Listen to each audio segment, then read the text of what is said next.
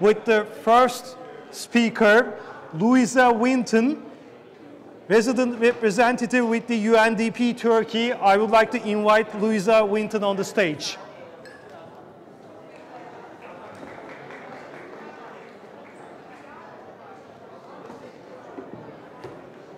Hi, Louisa. Please.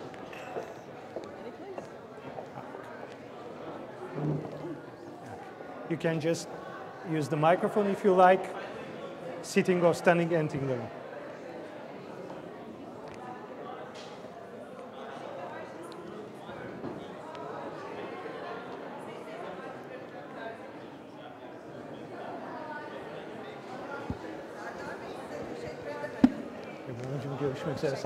Okay, Louisa, anytime you are okay, we can kick off. Ladies and gentlemen, can I have your attention, please? We will be starting the showcase presentations with Louisa Vinton, resident representative with the UNDP Turkey. Louisa, please. Thank you very much. It's a pleasure to be here. Ladies and gentlemen, can I have your attention, please? We are starting with the first presentation. Please, I kindly ask you to take your seats and let Louisa start her presentation. Thank you very much. I don't even have, okay, thank you very much. It's great to see such enthusiasm for impact investment and the impact economy that generates such excited conversations. Right. So just to say that UNDP Türkiye, part of the UNDP family worldwide, is very committed to the idea and also a proud partner of many of the organizations represented here. And just to give our congratulations to Hakan and the organizers for the recognition reflected in this gathering and all the inspiring examples that we've heard. So we've heard a lot about impact investment and impact economy, and we see from at least the mood in the room that this is gaining momentum, gaining a following. And so the obvious question then is, what is the impact? And here I think we face a bit of a paradox and a bit of a time of reckoning. If we look at where we are on the SDGs compared to where we are with the enthusiasm in this room, we see, I think, a big challenge and a bit of a paradox that, you know, when we look at our progress towards the SDGs, and as you know, there are 17 global goals and 169 targets underpinned by a universe of indicators. So the problem we face is that having created such a meticulous monitoring mechanism, we know where we are, and we must be held to account for where we are. And unfortunately, you know, our Secretary General of the United Nations, Antonio Guterres, is sounding the alarm that for only 12% of the SDGs are we making any progress at all. For 50%, we're barely treading water. And for more than a third of the global goals, we're falling behind, and some of them at a very terrifying pace. So extreme poverty is on the rise. Hunger is on the rise. To achieve gender equality, we now need 300 years. And greenhouse gas emissions are at their highest point ever in human history. So this is not to be a Debbie Downer for the enthusiasm in the room, but just to underline the importance of this work and ensuring that it accelerates and that we continue to translate this impact investment into actual impact on the Sustainable Development Goals. And our Secretary General has convened a rescue summit for this year to call the world's countries to account on SDG progress, and saying that unless we act now, the 2030 agenda will become an epitaph for a world that might have been. I think those are powerful words. So we've been invited here to present a couple of the UNDP's contributions as building blocks towards this impact economy that we've been talking about today. So one was already mentioned by my colleague Saba. I represent the country version of UNDP. He represents the regional version of UNDP. But here, what we've been trying to do is provide those who wish to make an impact through investment, so to do well by doing good, to show them a map towards areas where they can achieve this in Türkiye. And we've come up with something, working together with the Investment Office of the Presidency come up with a map that points to 27 opportunity areas in 9 sectors and 14 subsectors, and we're happy to share those with you, but this is very much a work in progress, but we see it helps to gain traction to have a specific focus to channel investors to in this very, very challenging environment. The second example is connected to the first in the sense that we see that for any of these areas to actually be secure and profitable, we need risk reduction measures and we need public-private partnerships. We need the government to step in and help create conditions to make those investments a success.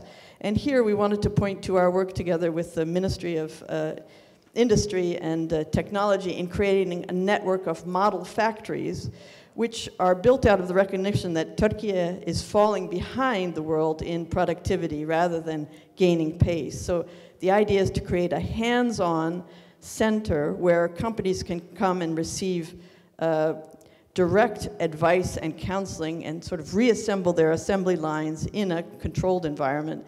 And what we've seen in these 8 locations that have been set up over the past couple of years is increases of over 100% in a lot of different indicators on the space used, labor force, parts, and time. So increasing productivity in a very real sense that has engaged both the ministry, but now also the chambers of commerce and industry in a variety of locations. And we see the popularity of this kind of public-private partnership has become huge. So from the 8 that have been established already, 7 of those with UNDP support, we're now working with the ministry to set up an additional 6, and we hear in almost every municipality in Türkiye that doesn't have a model factory, a demand for a model factory. So we have seen a setback. One of those model factories was meant to be established in Malatya, which is one of the most earthquake-affected provinces, but we are still on our way, helping to create the building blocks for this impact economy that is so important in keeping us on the path away from the epitaph of the SDGs and towards the bridge towards a future that we hope it can become. Louisa, thank you very much for sharing your experiences with the Investor Map Turkey and Model Factory. I appreciate it.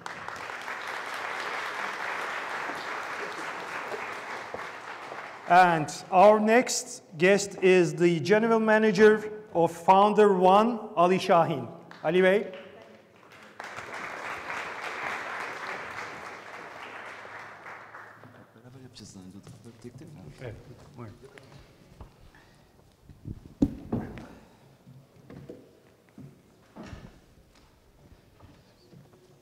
Please. Okay. So I assume that you have already raised your question to me. Yes. So this is the showcase session, so showcase, no question. No question. Show okay. is yours. I'm not stealing your show. Okay. Please go ahead. So dear guests, let me shortly introduce Founder One.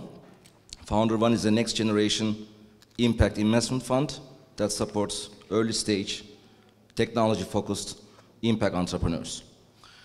Backed by 2 NGOs, Turkish Entrepreneurship Foundation and Turkish Informatics Foundation, and Turkey's leading private bank, Türkiye İş Bankası, Founder One is the first impact fund in Turkey. With our fund size of $17 million, we aim to invest in around 100 early stage impact startups. Our focus is on measurable impact.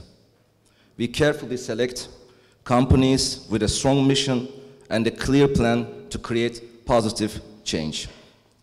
Whether it's addressing climate change, promoting education, or improving healthcare and food accessibility, we prioritize investments that align with the United Nations Sustainable Development Goals. We are proud to say that every dollar invested in Founder One generates a tangible social or environmental return. Since our establishment last year, Founder One has invested in a diverse portfolio of impact-driven companies. We have invested in 24 impact startups with a total investment amount of $2.5 million. Now let me share 2 investments which demonstrate the potential for profit and purpose to go hand in hand. First one is Waste Presso. More than 300 million tons of plastic waste is produced in our world every year, while more than 2.3 billion cups of coffee are consumed globally every day. In Turkey alone, 250 million kilograms of coffee is consumed annually. These two huge waste components amplify each other, causing the emission of methane, a high greenhouse gas that is about 28 times more powerful than carbon dioxide in heating the world and harming every living organism in the chain of life. Wastepresso, our investment, produces bio-raw materials for plastics and packaging industries by upcycling coffee waste. Furthermore, Wastepresso manufactures sustainable, disposable, and reusable products with this advanced upcycling technology, which reduces the carbon footprint of its client companies, both by managing their coffee waste and by offering sustainable products. Another investment support we provided was the Hub project. The Hub project is a modular and regenerative building system that goes completely beyond conventional construction processes and creates an innovative and environmentally sensitive lifestyle. It is integrating with technology while meeting the need for shelter as a whole with nature. Hub living spaces, which have 77% less impact on the environment compared to the conventional system, do not contain concrete and derivative materials and do not inject concrete into the soil. It prefers natural materials together with wood from sustainable forests. Delivered in a very short period of 8 weeks, Hub living spaces reduce the energy need by 4 times compared to the conventional ones. It can produce its own energy with renewable energy. The design, installation, and ownership processes of Hub living spaces, which last at least 2 times longer than a conventional construction, are carried out modularly. Thus, it optimizes speed, quality, cost, and maximizes efficiency for our future. So that was the summary of our 2 investments, but we have more than 24 right now. So just to give an example what founder was intending to do right now. Right. Thank you very much, Okay. Ali Bey. It's a great pleasure to hear that the money goes to those kind of do good, do well companies, because we have been talking a lot about the lack of finance for those impactful companies. So thank you very much for sharing the insights. Thank you for the opportunity.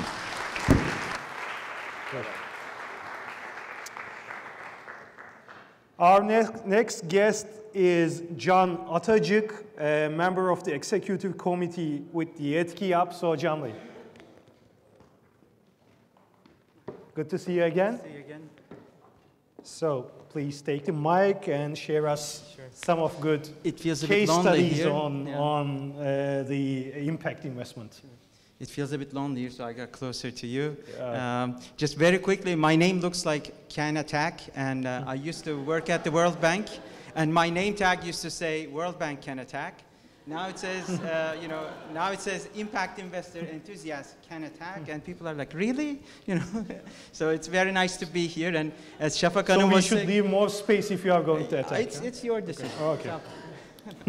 But it's really fantastic to be here, and it's, as Şafak Hanım said, we're really pinching ourselves for our foreign guests, because EYDK is so recent, and it's amazing to have this cohort here at this time. This is very exciting for us, and we're very happy that we're able to showcase one of our achievements.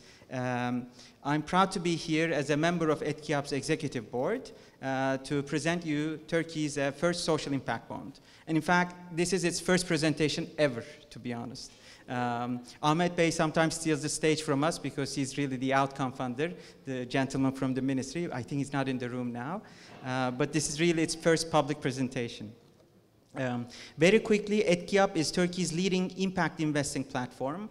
We're comprised of a diverse group of practitioners with different backgrounds, and our common goal is to promote the use of impact investing instruments in Turkey and beyond Turkey. So impact bonds is one of the areas in which we are active. We're very active also in impact measurement and management. We started writing about social impact bonds as Etkiyap back in late 2020, early 2021, when there was no notion of an impact bond, what it was. We started writing articles, talking about it in public spaces, and now it's again fantastic to see that it has come to a fruition now. The SIB was designed, was signed, as Hakan said, literally just 3 days before the election. I'm not allowed to share the commercial details because the investor, Mr. Ronnie Cohen, we have an NDA. But jokes aside, the investor is Bridges Outcomes Partnerships, which was also founded by our very Sir Ronnie Cohen. So it's very nice to have him here as well as we talk about this. I'll talk about some of the practical aspects. So this was a 2.5-year journey. It survived the pandemic, huge shifts in the country's economic agenda, a devastating earthquake, and most recently, the very tight elections. Our SIB was initially born as an idea from EBRD, who brought up the concept with the National Treasury in Turkey. This was a follow-up to a SIB that they did in Palestine. In parallel, we as Etkiyap have been promoting the notion, and the National Treasury then teamed up with the Ministry of Industry and Technology and asked EBRD to prepare an initial feasibility study. Dalberg was commissioned to prepare this study, and Dalberg partnered up with Etkiyap as its local counterparty to complete the study. The feasibility study confirmed several things which said that the SIB could continue. First, there was indeed a problem that could be addressed by a SIB. A potential SIB could deliver results at a cost cheaper than existing government programs, that there was opportunity for private investors to make a risk-adjusted return, and there were service providers that could deliver these results and whose services could be scaled. The ministry initially considered several cities in Turkey, but eventually settled on Istanbul and the Istanbul Regional Development Agency as the pilot implementer and outcome funder. The agency was designated. EBRD through Dalberg also made the introduction to Bridges Outcomes Partnerships, which, as I mentioned, was founded by Ronnie Cohen. I'd like to note here that we were very fortunate to work with Bridges, and although I have these written, I'm saying this in the absence of Ronnie Cohen because it's true. It wasn't for him. Bridges was very instrumental in not just taking the risk to invest in a new country, which is one of their missions. So if you don't have a SIB, Bridges is out there looking for new countries. But they're also very generous with their expertise and the way they worked.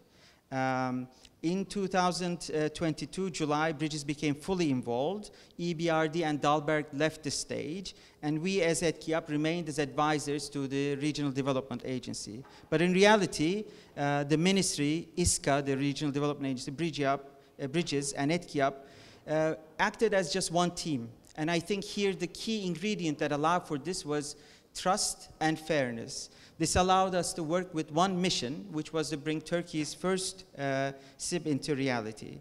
Now, here are a few technical aspects. Our SIB, as Ahmet Bey mentioned, focused on youth employment. Turkey suffers significantly from youth unemployment, which is at about 25%. Need, as you know, not in employment, education or training is a huge problem and is a priority for the government. On the flip side, interestingly, Turkey is a net exporter of skilled ICT staff, programmers, coders. We have amazing startups and large tech companies, but 73% of these employers with over 20 staff were struggling with finding skilled labor.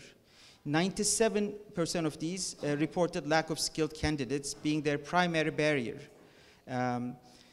So what was happening was those who would find jobs in these companies at entry level would eventually find jobs with European or American companies paying euros or dollars. So there was a constant need for entry stage ICT employment. And we had a huge cohort of unemployed people. So the aim of the Impact Bond was to bridge this gap and to solve this problem. The achieving of these outcomes not just improved lives and economic growth, but it was also going to, and it will also going to result in significant savings for the government, which was estimated at in the feasibility study at about $2,000 per year per unemployed youth. So this is a huge amount that would be a saving. Our cohort in the SIB is youth between the ages of 19 and 34 who have been unemployed for 12 months and according to government records, and who have been out of school for at least 6 months. We aimed for those youth who were at the risk of losing, at the risk of losing perpetually from the employment market. Because if youth, these people do not find jobs, the jobs that they're looking for, they give up on looking for jobs. And we have this term in Turkish called ev genci, which is a bit sexist, but as you know, housewife, so we call them house youth. I think we're running out of time very quickly. In the end, the SIB will be implemented over the next 24 months. We built in extra incentives for the investor bridges to prioritize women employment. And we've started the journey now. We faced several challenges. I'd like to highlight those. We received an amazingly wide array of delivery partner applications. The amount of youth that would be employed, the difference between the lowest and the highest was 60 times. So there was some, you know, it was ridiculous, the cost. So we had to decide, you know, what was the realistic thing. 2 of the leading service providers that we hoped that would bid in the feasibility study decided not to bid. So these were all discouraging things, but we overcame all of these. Political developments, both internal and external, as you know, our country is faced all around with political turmoil. Economic uncertainties, etc., with a troubled market, did not dissuade bridges from moving forward with the investment. The timing of the elections, the fact that there was no local expertise in the counterparties, including the lawyers, procurement teams, etc., all of these were overcome. The SIB will hopefully achieve its outcomes, but it has already achieved amazing things. We now have a pilot. We have a ministry and a regional development agency that is capable of designing, negotiating, and executing a SIB. Our SIB's head contracts jurisdiction is Turkish law, which is very important. We have a template SIB contract that has been adapted from English law to Turkish law and regulations. I don't know if Buğra Bey from the legal team is here, but he's been instrumental in this. Service providers are now aware of this model. Initially, everyone thought we would pay for process, but now they're aware of this problem. We used the opportunity also build capacity among potential local investors. Because the pilot is small, we could not engage local investors, but we're now already in talks with a lot of large Turkish family foundations who are keen to invest in local impact bonds. And impact bonds are critical for us in the aftermath of the earthquake, at a time when capital is most needed and least available. Disaster, as you know, immediately jacks up your need for capital when you don't have it. So we're in talks to structure new SIBs. Last but not least, very humbly, there is a local team now, the Etkiyap team, with a demonstrated track record to be able to deliver this. I'm not sure if I'm out of time, but I'd like to... I'll give you 30 seconds more, okay, just very to conclude. Quickly. I'd like to recognize Ahmet Bey. I don't know if he's still in the room, but he's been an amazing believer of impact bonds, and we're very grateful for his support. Not just impact bonds, but impact investing, the fund of funds, etc. He's been very instrumental. In the ISKA team, a very small team, Fatma Nur Güder and Süleyman Bayezid, who are not here now, have been amazing negotiating a structure that they had no clue about with international investors, foreign lawyers, etc., bringing it to reality. And of course, Bridges, who's been really brave to invest in Turkey, who's been very generous with its knowledge and expertise and openness, and their very fair and constructive approach. So we're very much looking forward to new SIBs, and we're very excited to share this news with you before we share it with anyone else. Thank you. Can Bey, thank you very much. That's a very crucial project. Really appreciate your effort. Thank you. Our next speaker will be Cem Baytok, Managing Partner with the idacapital. All right. Familiar faces. Welcome, Cem. There you go. Yes. Please tell us more about work company that focuses on trade finance deficit of SMEs, fintech, and women entrepreneurship. I know you have a lot of projects around. Yeah. Please, 5 minutes is yours. All right. First, a few words about myself and my company, idacapital. I'm one of the co-founders of idacapital. As we Turks, we like to value ourselves with tags like when, how big, with whom. In in that sense, yes, idacapital is the first impact investor investing since 2016 in Turkey. Our fund size is around $20 million and growing every 6 months. And we have 75% of our investors are institutional investors, which is very good. And the best definition for our performance is that we are continuously outperforming the market rate returns. And this shows that impact investing is, in terms of financial sense, is a lucrative investment approach. And we are a finance-first impact investor. And within our portfolio, we have very valuable, very nice companies, but I would like to give a special emphasis on work company, how it relates to all the discussions that has been made today, like Islamic financing, social bonds, impact on diversity, employment. Work company touches all. What work company does is it provides revenue-based financing for e-commerce merchants, the ones who sell or who has shops, online shops in marketplaces like Amazon, Trendyol, and the others. And in terms of numbers, for you to understand how big the market is, there are more than active 200,000 marketplace sellers in Turkey. All of them are mostly online businesses, and they're micro companies, and they sell a lot of things, and around 30% of those sellers are residing in the earthquake area. That's another important fact. And like in many micro and small business problems, these e-commerce merchants have a problem for access to finance, because none of the conventional banks understands their business. I mean, they don't have a physical store. They have just a paper, a tax number. They have a store in Amazon US, Amazon UK, perhaps in Turkey, Trendyol. They make sales. And they may set up a company just a month ago or a few months ago, but their sales volume would reach to hundreds of thousands of dollars if the store performance is good and if they do the business right. So what work company does is electronically trace all the past performance of these marketplace sellers, so that we don't do anything with their accounting. That's the past data. So we just look at their actual performance of sales and understand whether they have a good potential to continue to do those sales and to grow those sales. If we understand and if you find that they have a potential to grow their sales, and it's easy to understand because it's data driven, and there are thousands of businesses, and their main problem to grow is to provide the working capital need. So if they have enough inventory to sell, they can grow.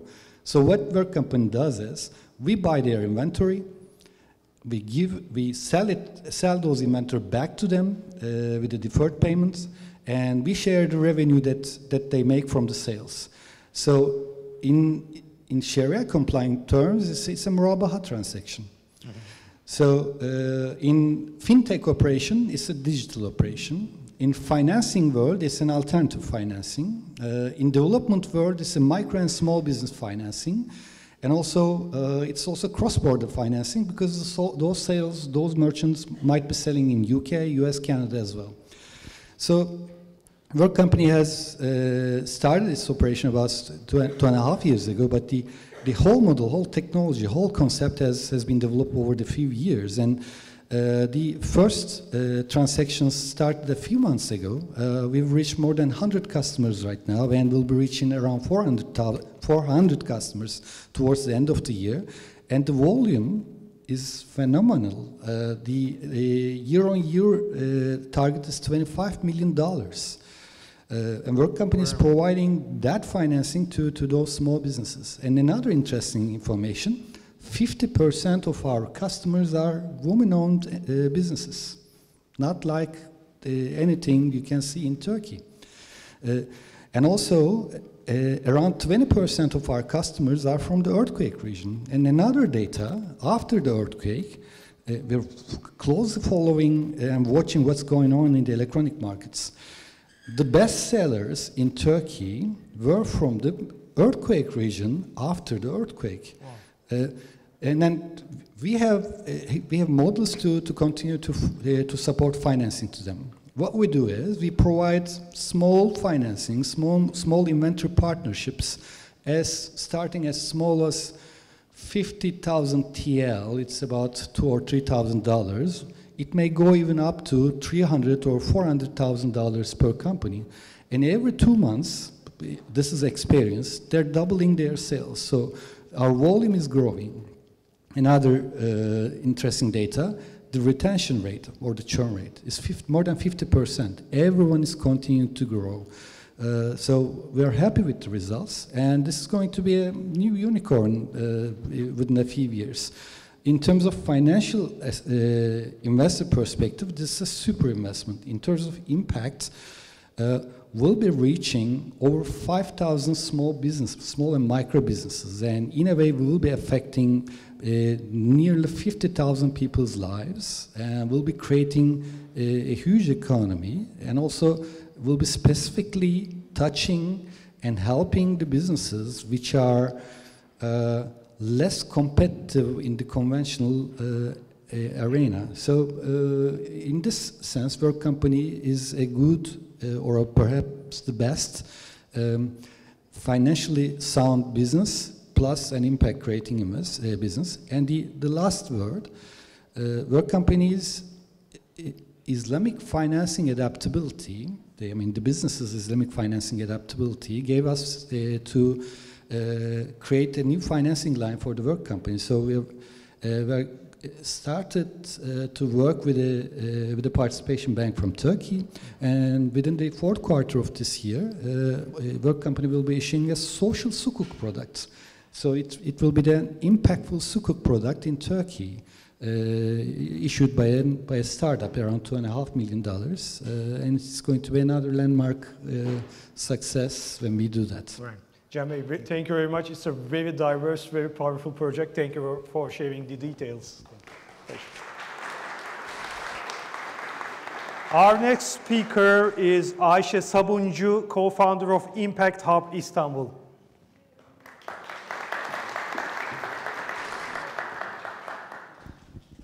Thank you very much. It is quite lonely. I thought everybody would be up here with me. Yeah. Please go ahead. I think the topic was interventions and projects with regards to social entrepreneurs and creating social impact. I'm not going to talk about just one specific project or various projects.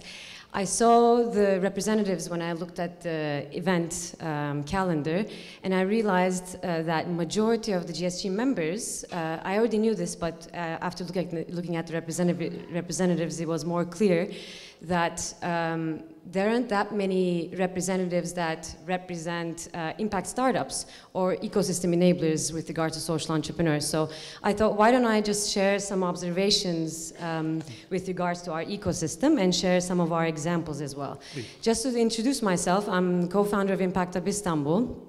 We're part of the Global Impact Hub Network, which is the largest social innovation platform in the world.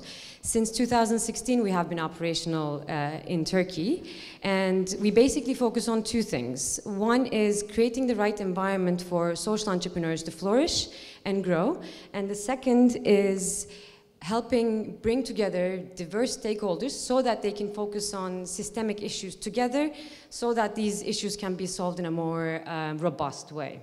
In supporting social entrepreneurs, since 2016, we have conducted over 30 entrepreneur support programs, and you can say that probably over 80% of the social entrepreneurs you see around Turkey have probably gone through our programs.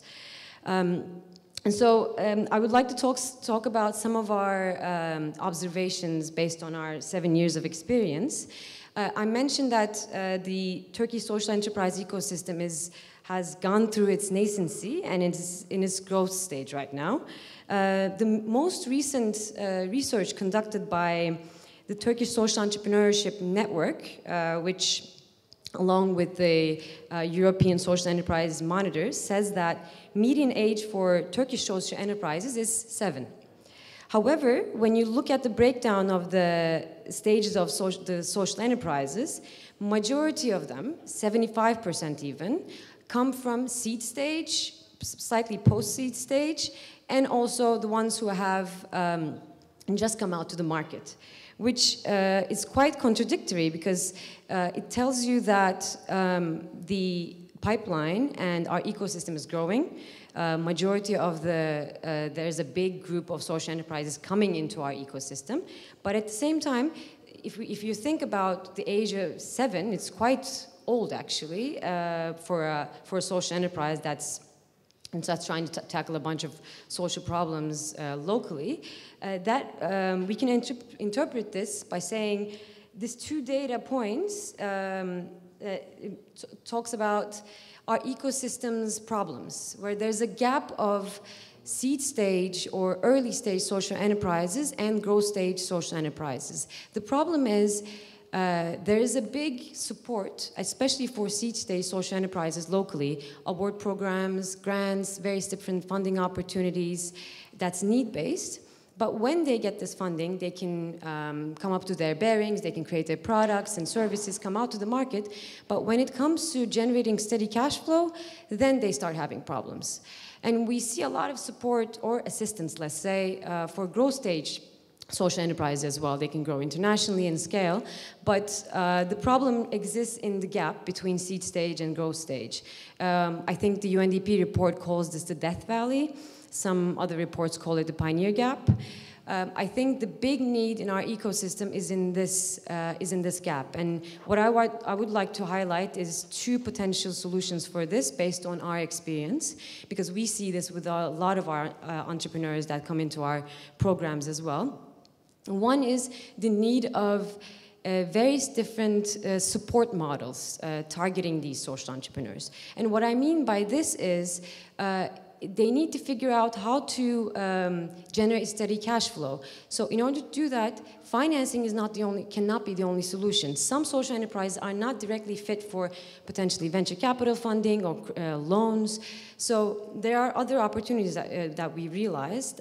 We created various programs that help social enterprises generate funding or help them come to their bearings through partnering up with corporates.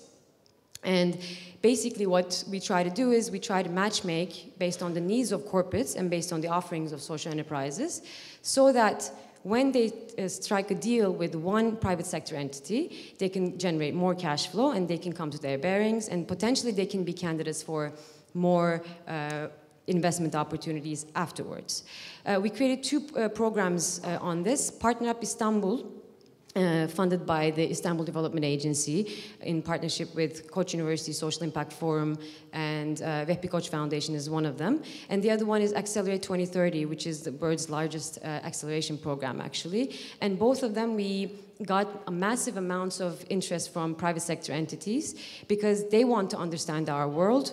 They want to be in relationship with social enterprises, but they don't know how. So these programs have assisted really, really well. At Partner Up, 20 social enterprises were involved in the program, and 7 of them are already generating, revenue-generating projects with private sector entities within the course of just about 9 months or so. So I know that I'm running out of time, but the second one is innovative financing models is the need of our ecosystem, in my opinion. And there is, luckily, entities such as Founder One, they have been great at taking a little bit of risk and investing into early stage social enterprises. But in my opinion, there can be done more. And I think where we start can be where various different funding entities can get security from various government entities or other foundational funding as well, so that innovative funding opportunities can exist also locally too. Thank you very much. Those were my 2 cents for about our social ecosystem. Happy to talk to any of you after this talk. Thank you very much, Ayşe. Appreciate it. And our final speaker will be Hakan Ertürk, a General Manager with the Kızılay Impact Investment and Consulting.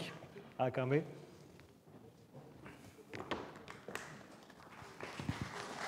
Teşekkür ederim. Thank you.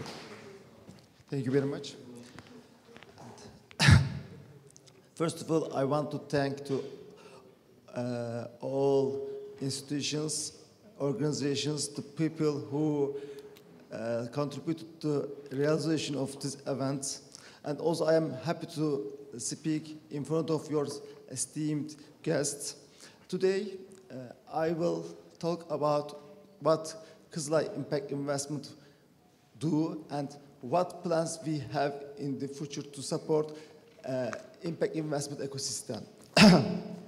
As you know, Turkish Kızılay is one of the largest, oldest, and well-established organizations in Turkey. It is a representative of international Red Cross, Red Crescent movement in Turkey.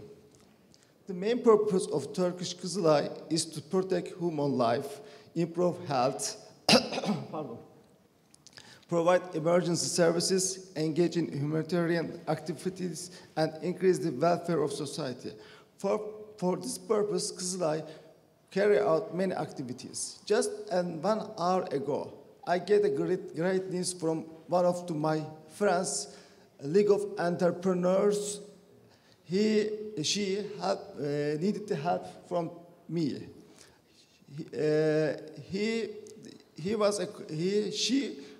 She get information from the family in Sudan, and family's life was in threat. So she learned that only Turkish Kızılay can help these people. So he connected to me to get my institution help. And so I made some connections with my colleagues and arranged some help teams, and we reached the family. And just an hour ago, my friend reached me the tank to Turkish Kızılay. And this is Turkish Kızılay. We help many people in need. And so it is very important. And for these activities, Turkish Kızılay needs sustainable financing. So in 2018, Turkish Kızılay decided to establish Turkish Kızılay Investment Holding. And this holding consists of near 11 companies. It is in their various sectors and gets money to help the Kızılay activities. And it is owned by 100% Turkish Kızılay. All earnings from our companies goes to the Turkish Kızılay. And our company, Kızılay Impact Investment, is one of this company. Our company is established in 2020 to help and increase Kızılay's impact investment activities. So I am here to talk about what we will do. And today, over 140 million people in the world lives in need. We know that due to the security problems such as war, conflict, more than 20,000 people on average have to leave the geography they live in every day. And now in Turkey, there are thousands of people affected from the devastating earthquake in Turkey. As Turkish Impact Investment are aiming to contribute these people as for using the sustainable development to reach the sustainable development goals through impact investments and projects. We carry out activities in the field of impact investment with innovative business models. We will implement capacity building projects and provide consultancy services in the fields of humanitarian aid and community-based development, environment, energy, sustainability, and corporate governance. We hope we will contribute for the developing impact ecosystem with these activities. In coming up period, we aim to provide services in 2 areas and will increase the scope of these services over time. As Kızılay Impact Investment, for our first activity will be Impact Investment Fund. In this fund, we will, like normal venture capital company, we will invest the impact companies, and we will aim to invest in 9 sustainable UN Sustainable Development Goals out of 70, and these are the health and climate, environment, etc. Kızılay Investment Holding will contribute significantly to this fund. We are expecting from mother company some investments in the future. Our second program and the field of the project management is to put the Kızılay Impact Centers into practice, primarily in the areas most damaged by the earthquake. For this purpose, we will establish our first impact center in Kahramanmaraş Pazarcık district. Kızılay provided the necessary budget to open its first impact center in the Kahramanmaraş. In this impact center, we will plan to provide our entrepreneurs with different financing opportunities and technical supports. First, for conventional businesses, we will help people to get microcredits. We will devising a tool to reach them to banks. We are in the development of the process, and we are in the process. We will we will establish one of the biggest microcredit program in Turkey in very soon. And also, if possible, we will use social impact bond as a tool for specific aims. We will also support this business with several technical assistance, such as vocational training, coaching, mentoring activities, and also some co-working spaces and market access capabilities. For innovative business, as you know, there are also the innovative side of maybe young entrepreneurs, maybe mostly. We will support these entrepreneurs to access them to crowdfunding, angel capital, venture capital, and so we also plan to provide these entrepreneurs some trainings and some coaching and mentoring. For mentoring and coaching activities, as a Kızılay, we have over 185,000 volunteers. We will use these volunteers to help them in the future. Thank you very much. Hakan, thank you very much. Really appreciate your time and effort. Pleasure. And ladies and gentlemen, thank you very much for being with us today. And this will be concluding the Unlocking Impact Capital Roundtable and Showcase panel.